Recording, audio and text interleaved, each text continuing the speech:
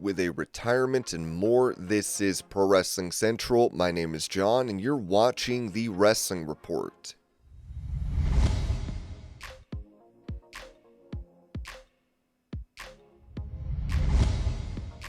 Asked if she would consider a return to WWE, Katie Lee Burchill said this to ring the bell. "I want to say yes, definitely. Also, the thing with the Rumble appearances, it's nice to obviously be there and be a part of it and everything like that, but I feel like you might go there and then just go into the ring and then you don't really have time, right? To even run a spot or do anything that's worth your while. So that's a little bit difficult to control ahead of time. Triple H, let us know if you have a plan."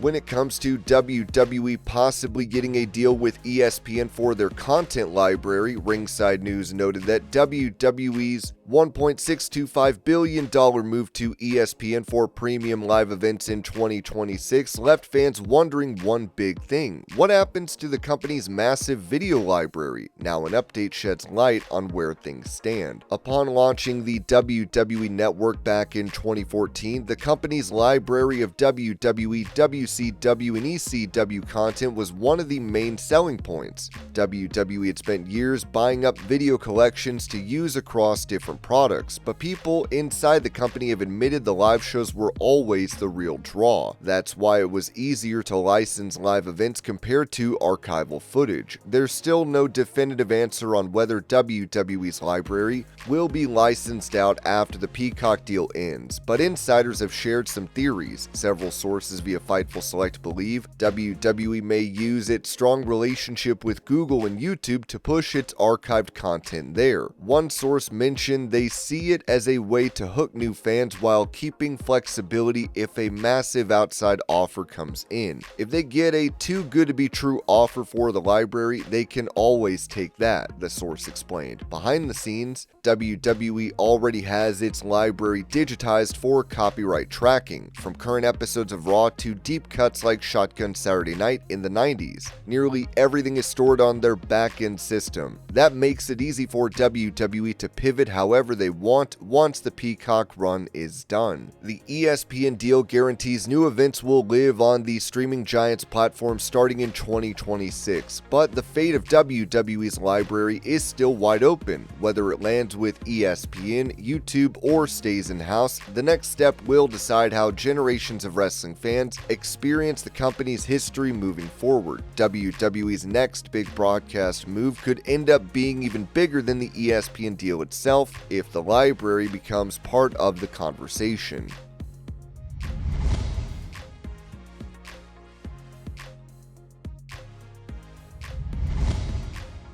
Revealing that her dog is having a health emergency, former WWE star Saraya wrote this on Instagram. "I'll start this off with saying he's alive, just so I don't spook people with this kind of post. It's also a long post, but please stop and read. That being said, he's been a very sick boy, and for everyone that knows me, knows Lobster is my world, my soul dog. He saved me 8 years ago when I rescued him in Orlando, Florida. He's been through it all with me. He's my best friend. A few months ago, I noticed he was having a severe cough. I immediately took him to the emergency vet and they told me he has a cancer mass in his lung and said they're sorry, there's not much they can do. They gave me info for an oncologist because I refused to give up on him. The doctor did CT scans and told me with his age they can do surgery, but he would still only have a year to live depending on the outcome, but he would have 6 months without it. Of course, I opted for the surgery. For the past few months, he's been doing chemo. It didn't affect him at all until the last 2 sessions. Although I got the great news he was cancer-free. He got very, very sick and not getting better. This past week, he randomly started gurgling and then all of a sudden, he was hemorrhaging really bad through his nose. Clots the size of tomatoes. I rushed him in out the door with my friend Jazzy, an angel, who held towels under his face while I drove to the emergency vet. He then started coughing up blood. I get to there and he would not stop bleeding for over 6 hours. Luckily, it slowed down, but it was a persistent flow. His doctor wasn't in till today, so all they could do is keep him stable and comfortable until she was there, but they told me they think his cancer may be back, and if it's in his brain, it's not good. I was crushed. This week has been torture, but I got the news today he does not have cancer, and it's a bad fungal infection he picked up because when you do chemo, your immune system is completely shot. Although my boy is very sick, he's a fighter and he is so strong. I love him so much. I am so grateful I get to have my sweet boy beside me. I'm so happy. I cried happy tears today knowing I didn't lose my best friend. He's my lobster.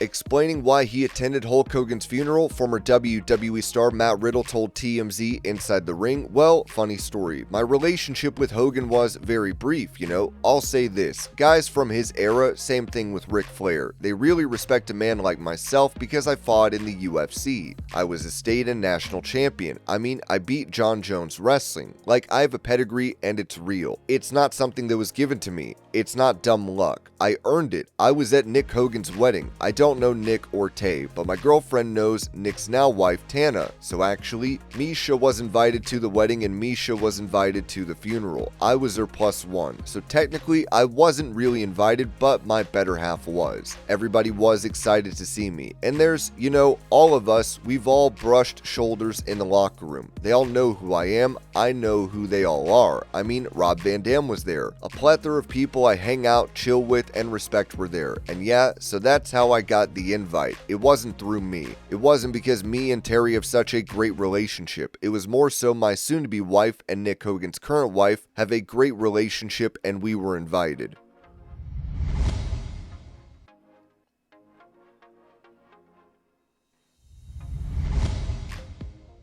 After being out of action for over a year, AEW's Eddie Kingston provided an update on his recovery, telling Cesar Bononi, "Everything takes time. I'm not cleared yet. I feel, because I've done practice, sparring matches, I feel like I can go right now. But again, I'm not medically cleared. Because when I went to PT, they said, oh, your strength went down. Because I've been doing more agility stuff. They said, let's get back to it. So I started to do that. I still have 6 sessions of PT that I want to do. My job right now is to be ready for when it's time. You never know when that call is. Then the guy who books the show has to book a fight. People have to say yes. It's not just me being ready to rock and roll. It's nobody's fault. It's a business. It happens. When it's time, when I get cleared, when the fight is booked, when everything is good to go, you will know."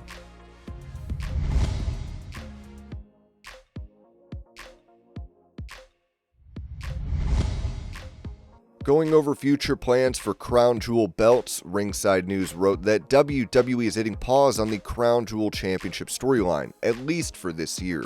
According to a new report from Bodyslam.net, WWE has no current plans to feature Crown Jewel Championship defenses at the 2025 Crown Jewel Premium Live event, set for October 11th at the RAC Arena in Perth, Australia. While the show is expected to feature top-tier matches and major superstars, the special titles introduced last year are being left off the table. The Crown Jewel Championships made their debut at last year's event, with Cody Rhodes defeating Gunther to become the first ever men's Crown Jewel champion. Liv Morgan followed suit by beating Nia Jax to become the inaugural women's title holder. Both Rhodes and Morgan were already title holders at the time, with Rhodes holding the WWE Championship and Morgan reigning as women's world champion. Fans hoping the tradition would continue in 2025 are bound to be disappointed. The idea right now is that the Crown Jewel Championships will not be defended at this year's Crown Jewel Premium Live event, the report stated. While the belts may not be on the line, WWE is still expected to deliver a stacked card in Perth. But for those invested in the exclusive Crown Jewel titles, this development feels like a missed opportunity.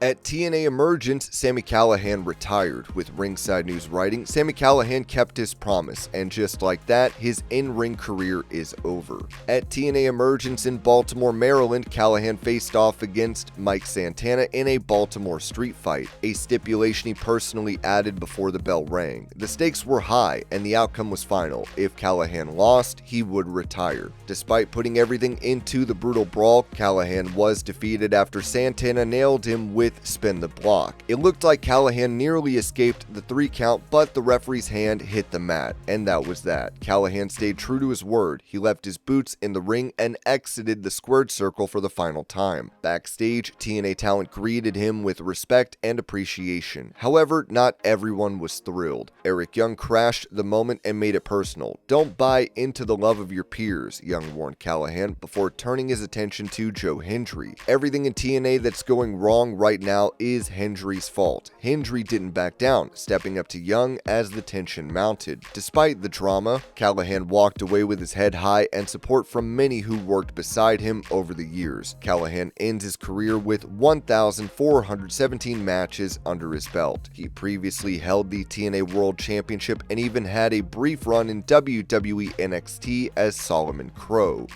And this was your pro wrestling news update. I hope you're all having a great day. Thank you so much for watching, and I will see y'all later.